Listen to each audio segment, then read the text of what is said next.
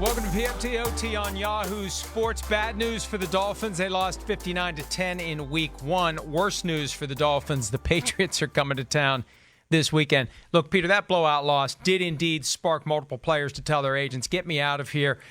We perceive this to be a tank job. Whether it is or isn't, they don't want to be part of what the front office and or the coaching staff are deliberately deciding is a long-term view with a short-term stink being part of it. They don't want to be part of that stink, and now the Dolphins are going to have to process that, along with the fact that the guys who are on the team clearly aren't good enough to be competitive, as evidenced by what happened against the Ravens on Sunday.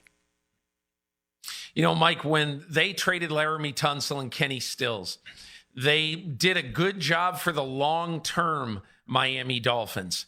At least they perceive that they did in getting 2 1s and a 2 back. But they did a terrible job for the short-term version because you don't want to be a football player who's putting his body on the line every Sunday. There's 45 guys on this team who for the next 15 Sundays are going to be putting their bodies on the line for this team. And for what? So that this team can be in position next year to have the first pick in the draft?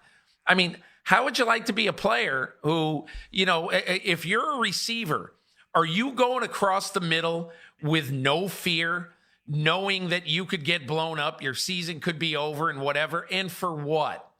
For a team that is playing mostly for the first pick in the draft? This is different than tanking in basketball. It just is.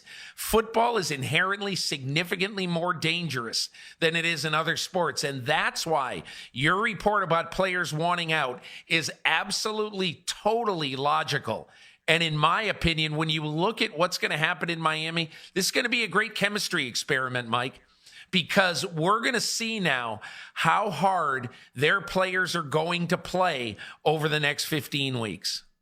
And Peter, the owner, Stephen Ross, has made no bones about this being the plan. Sometimes you just have to take your lumps. Sometimes you have to take a step back. And you're absolutely right about the difference between basketball and football. Think about how a basketball season unfolds. You're constantly playing games. You're playing 3 a week. It's not nearly as physical, and you're kind of caught up in it, and off you go.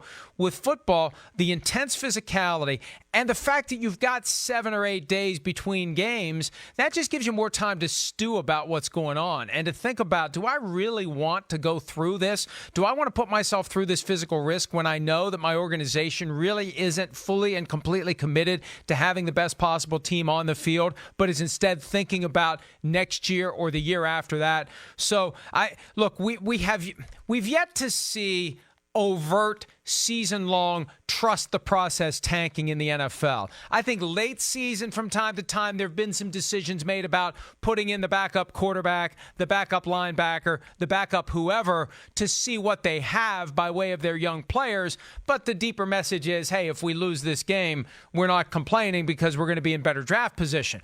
But to go into the season basically throwing in the towel before the first game even starts, that perception has been out there, and I think that perception has made its way into the locker room, and it's going to cause, of all the Brian Flores has enough to worry about as a first-year head coach than his locker room fracturing based on one game.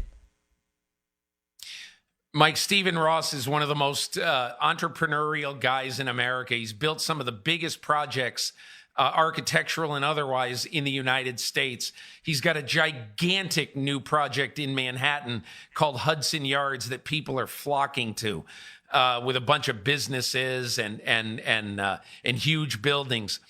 But I think that one of the things that Stephen Ross is going to learn about 2019 is that you can't approach a football season and say, my eye is on the last weekend of April 2020, because that's when we're either going to get Tua Tagovailoa or Justin Herbert or whoever the latest new shiny object is who plays quarterback. It doesn't work that way in football. You at least have to give your players a semblance of an idea that you're trying to be a dark horse playoff contender in September and October. That was thrown out the window on Labor Day weekend.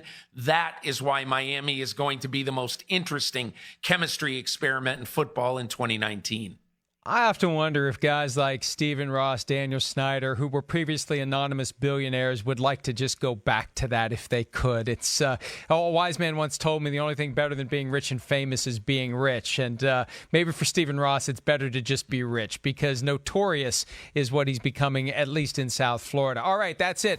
For more PFT OT on Yahoo videos throughout the NFL season, check us out.